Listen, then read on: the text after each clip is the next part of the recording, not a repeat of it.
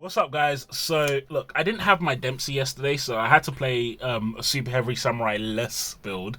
But I will be doing this build eventually. I don't know, I might go to locals today. If I do, I'll play this build and I'll upload it. But, yeah, this build was still pretty good. It put in work. Like I said, I came first at the winner box. A lot of nice matchups. But, yeah, let's go into the build quickly, which is, to start off with, we've got the 3 Impulse, 3 Lifter, 3 Hydrant. These are just all really good. Hydrant and Lifter are your starters. Impulse is just a nice hand trap that comes up a lot.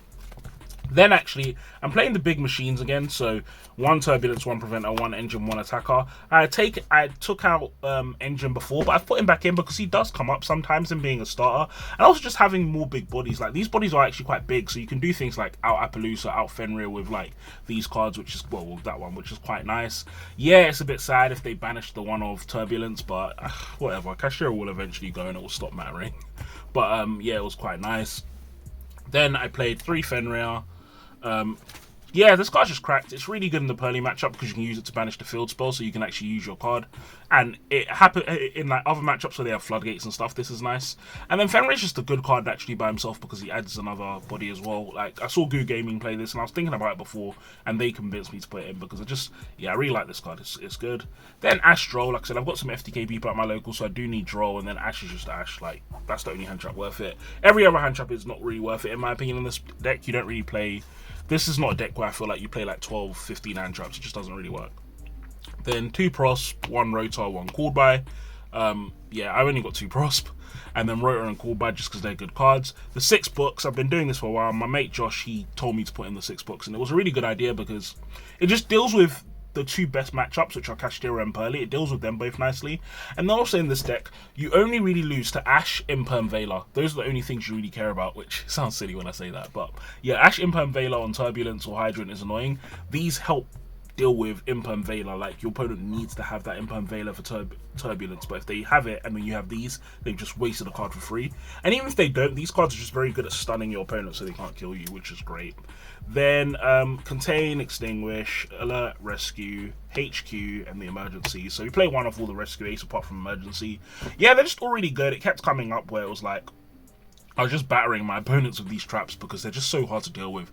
And I've started to really not care about evenly matched because, especially now I'm playing the 1 card Access Code package in this deck, if they go evenly matched, I'm fine because it means I'm surviving and I'm just killing them next turn. So yeah, really like it. These all came up a lot. It was great. Then moving into the extra deck, so Super Poly targets, play Draco, Queast, Mud Dragon, the Save Worm, and Garura. So, well, that's not a Super Poly target. It kind of is, but it's not really. What I really like about the Super Poly targets at the moment is that they're all good cards as well, and that's why I put Super Poly back in, because Super Poly's good because it outs the board, but then the monsters you summon are so good in this deck. Garura gives you a draw, Mud Dragon protects your monsters, Draco Queast gives you a free Dispatter if you take their Dispatter with it. Everything about this is just so crazy. Then obviously I'm playing Terahertz. I'm playing the kind of budget Terahertz because I'm using Binary Sorceress and I'm not doing anything special. I don't think I ever went into this still because I never want to invest that many resources, but it's there because I have the space. Code Talker, Heat Soul, Unicorn. Yeah, just for out in boards and drawing cards. Sunlight Wolf, the best Rescue Ace card. This card is absolutely cracked. It just won me so many games where it's like I would just end on this and like Turbulence or Hydrant and then keep triggering this. Like, I'll trigger like 2. I had a Labyrinth player where I triggered this like 2 or 3 times to add back Ash.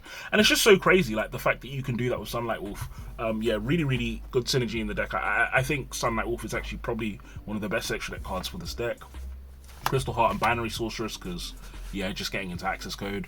Masquerader, and this hasn't come up, and this probably would be the first thing I just dump for Charmer. I took out Appaloosa because I was never making it, and I'll take out this as well. Like, you just don't really need it, I would say. Like, it's not a bad card, but you just never really need it other than for the Link fodder. You've got Binary Sorceress now. Then the Link ones. Anima hasn't come up just because I don't play Nib, but it's still good. If you come up against a bad opponent, or if you come up against someone who makes like an Appaloosa or something, this might come up sometimes, but whatever. Almirage, I can make Heat Soul and Link Karibo because it's important for just certain combo lines, which is really good. Then going to side deck, 2 Kurokara, 1 Duster. Duster no longer in the main because I don't think there'll be a lot of trap matchups. Then at my winner box, there was 2 that I came up against, but whatever.